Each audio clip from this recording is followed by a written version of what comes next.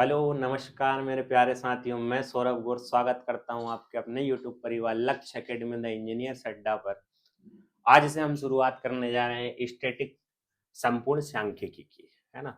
तो आइए देखते हैं हम इसमें जो पॉइंट पढ़ने वाले हैं वो क्या होंगे। तो पहला पॉइंट जो होगा हमारे पास मीन होगा माध्य, है ना? दूसरा पॉइंट जो होगा हमारे पास माध्यिका, जिसे हम मीडियन बोलेंगे।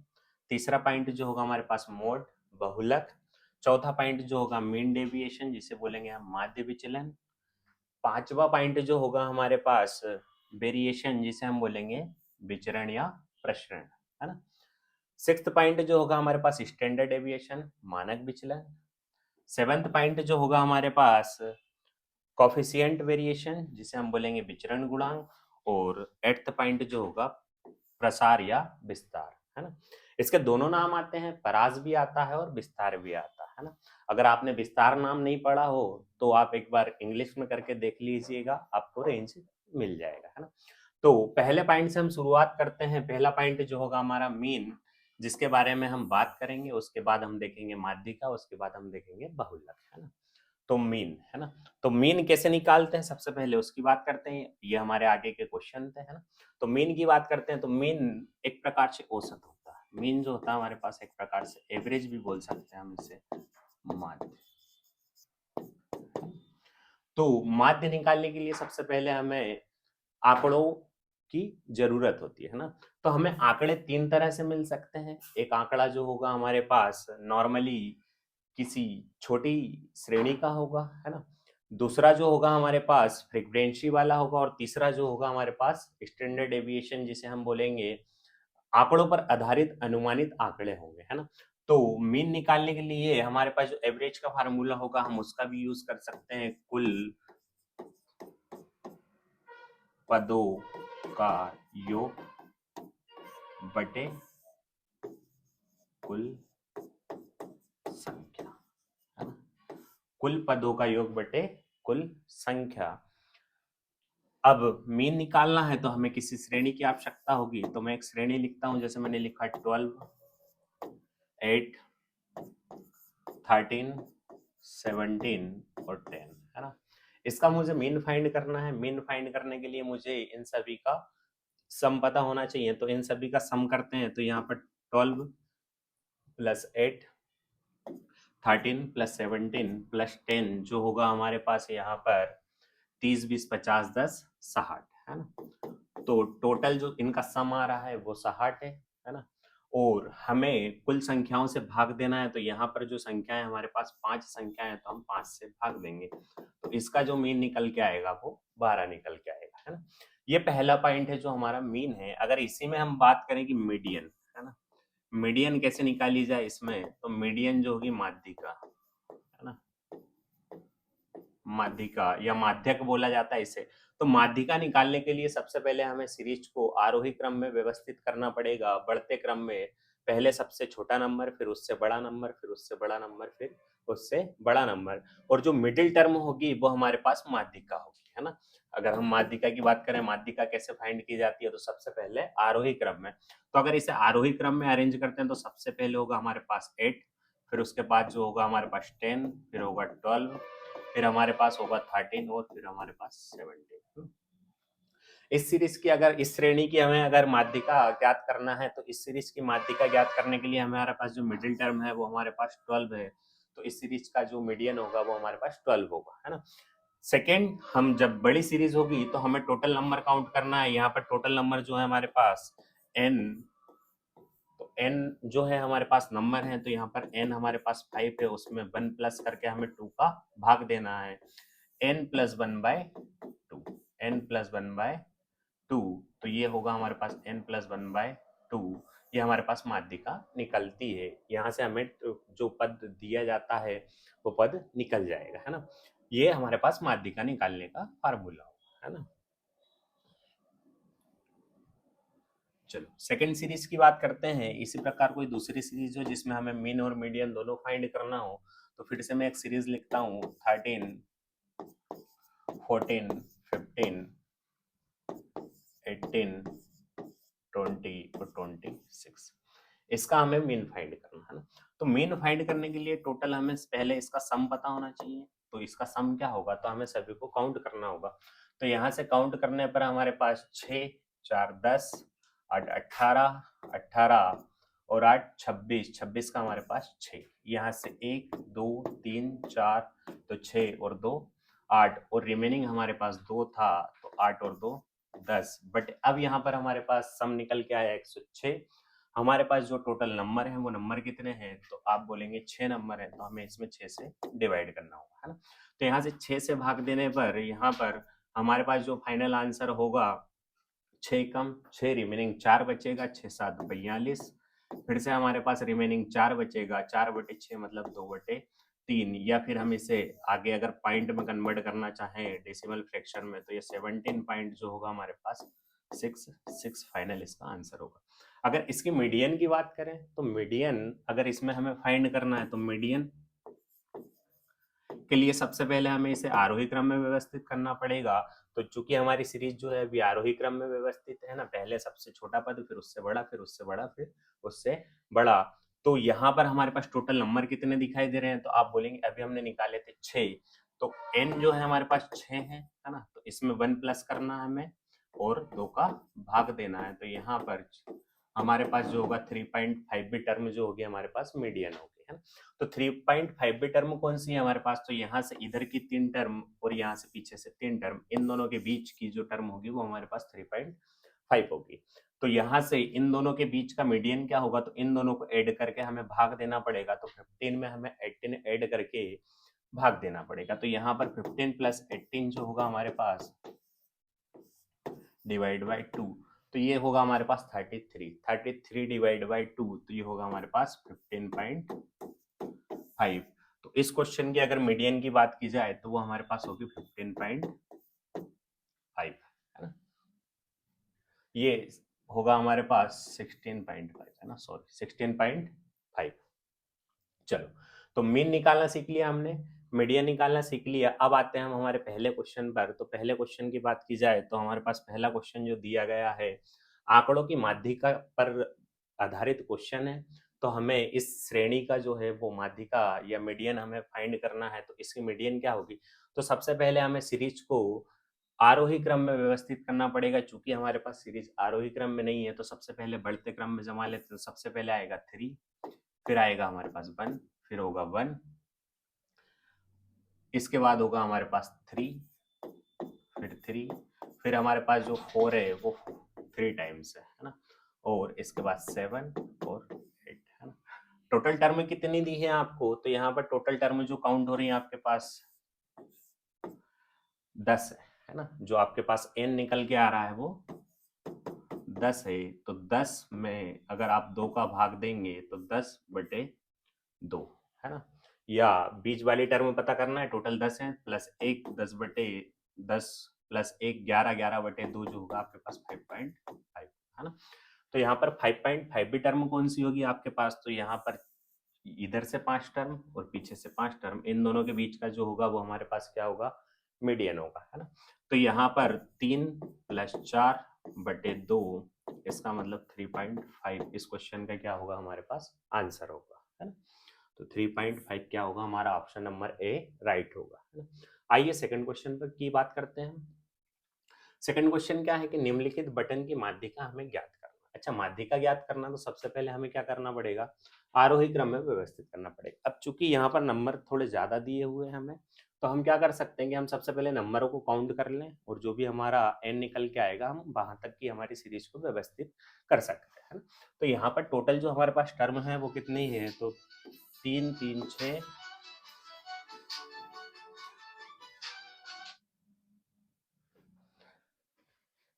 तो यहाँ पर हम टोटल नंबर ऑफ काउंट कर लेते हैं। तो 3 3 6, 3 9, 3 12 और 3 15, है ना।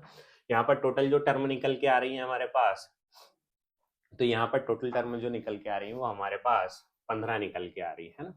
तो 15 + 1 16/2, इसका मतलब जो 8th नंबर की टर्म होगी वो क्या होगी हमारे पास, मीडियन होगी, है ना। तो 8th नंबर की टर्म तक ही हमें निकालना है, इससे आगे निकालने से हमें कोई फायदा नहीं है, है ना। आगे निकाल भी सकते हैं पर हमें 8वीं टर्म में पता करना है, तो हम 8वीं टर्म तक हमारी सीरीज को व्यवस्थित करेंगे। तो यहाँ पर हम इस श्रेणी को अगर जमाना चाहें तो सबसे छोटा पद जो दिखाई दे रहा है मुझे यहाँ पर वो 17 है। 17 के बाद होगा मेरे पास 18, 17 एक बार है, 18 में मेरे पास एक बार है। 18 के बाद मेरे पास जो अगला पद दिखाई दे रहा है वो 24 है। 24 के बाद जो मुझे दिखाई दे रहा है 25 है। 25 के बाद जो अगला पद है 27 है। 27 के बाद 29। अच्छा, यहाँ तक कितने पद हो चुके हैं? तो 6 पद हो चुके हैं। अब इसके आगे का जो टर्म होगा 29 के बाद हमारे पास कोई इससे बड़ा जो है हमारे पास 29 से बड़ा वो 42 है। तो 42 हमारे पास 2 टाइम्स है ना। तो 42 2 टाइम्स। तो यहाँ तक हमारे 8 पद निकल के आ चुके हैं। इसका मतलब 8वां पद जो होगा हमारे पास मीडियन होगा। तो हमारा आंसर क्या होगा? 42। अगर आपको इसके आगे व्यवस्थित करना है तो आप 42 के आगे जो आपका अगला पद होगा वो 48 होगा, और इसी प्रकार सीरीज को आप आगे व्यवस्थित कर सकते हैं। पर हमारा आंसर जो होगा वो यहाँ पर 42 होगा, है ना। तो ऑप्शन नंबर सी हमारा राइट होगा।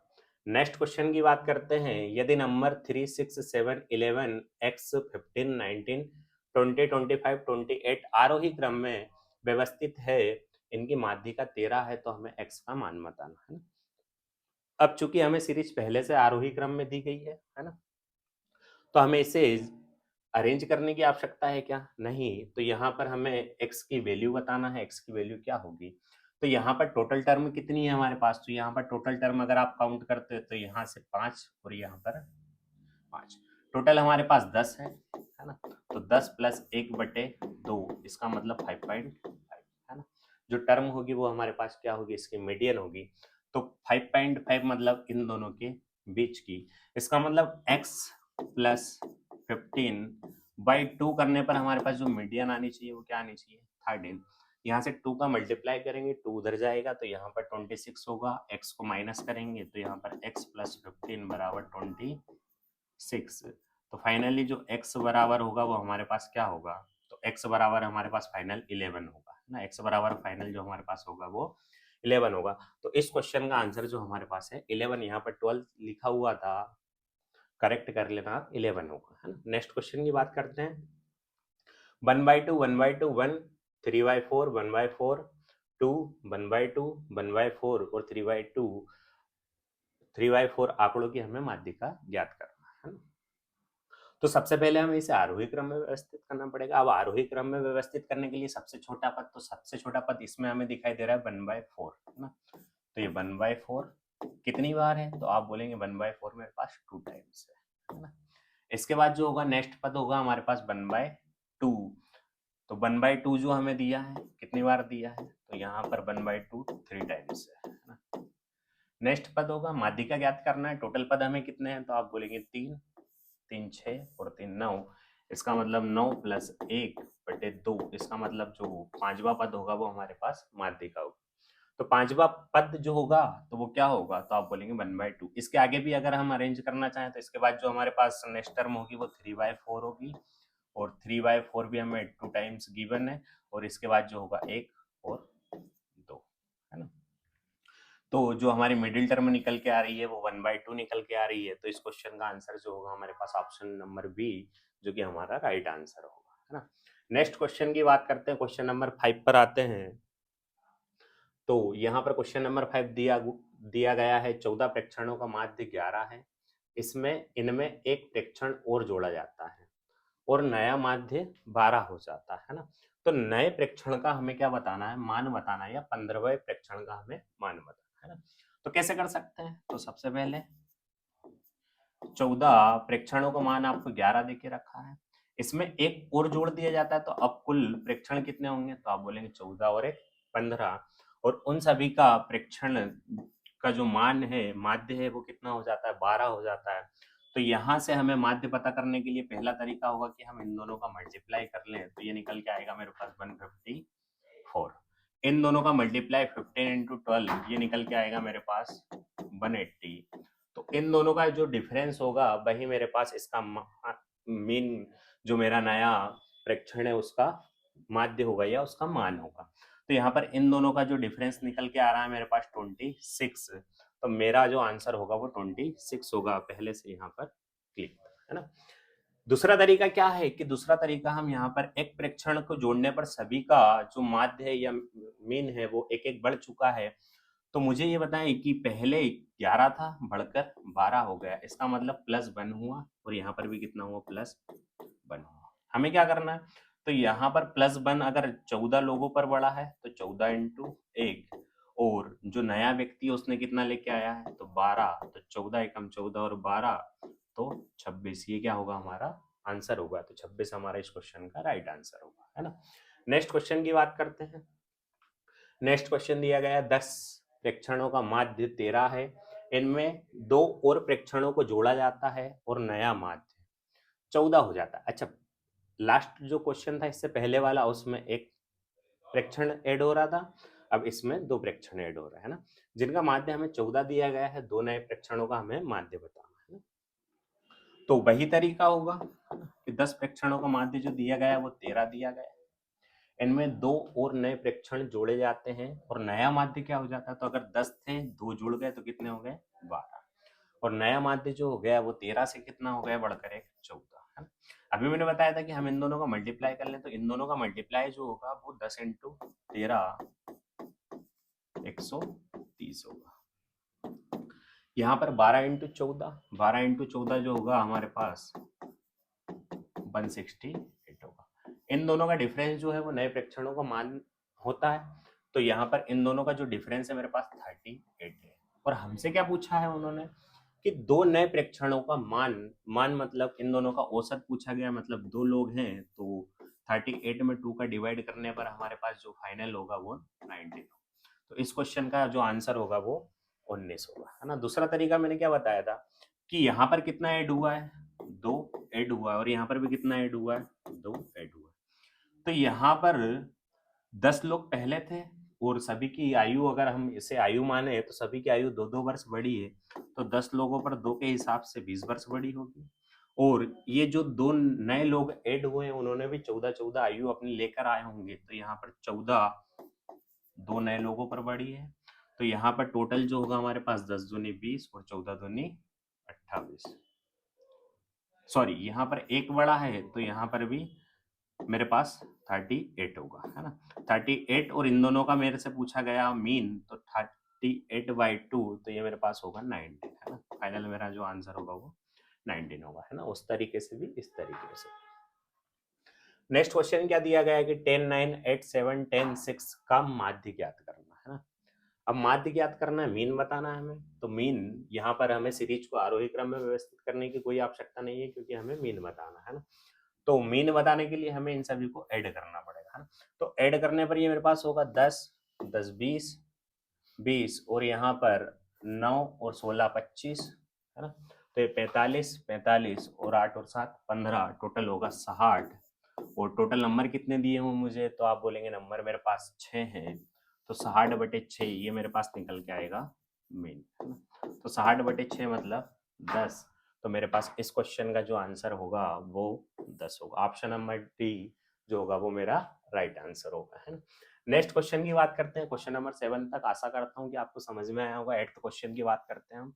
8th क्वेश्चन दिया है कि बटन का माध्य ज्ञात कीजिए। माध्य ज्ञात करना है हमें मीन, इसका जो हमें श्रेणी दी गई है वो दी गई है 130 90 25 77 250 और 100। इन सभी को हमें ऐड करके क्या करना पड़ेगा, भाग देना पड़ेगा। तो यहाँ पर टोटल नंबर जो हो रहे हैं हमारे पास 6 हो रहे हैं, और इनका सम करने पर जो भी आएगा उसमें आप भाग देना, और इसका फाइनल आंसर जो है वो मुझे आप बताना, है ना। ये आपके लिए होमवर्क में है ना। कल इस क्वेश्चन की हम बात करेंगे, है ना। या फिर अगर अभी देखना चाहते तो अभी भी देख सकते हैं। इन सभी को ऐड करने पर जो होगा हमारे पास 0 0 7 5, तो यहाँ पर जो होगा मेरे पास 2 होगा, रिमेनिंग मेरे पास 1 है।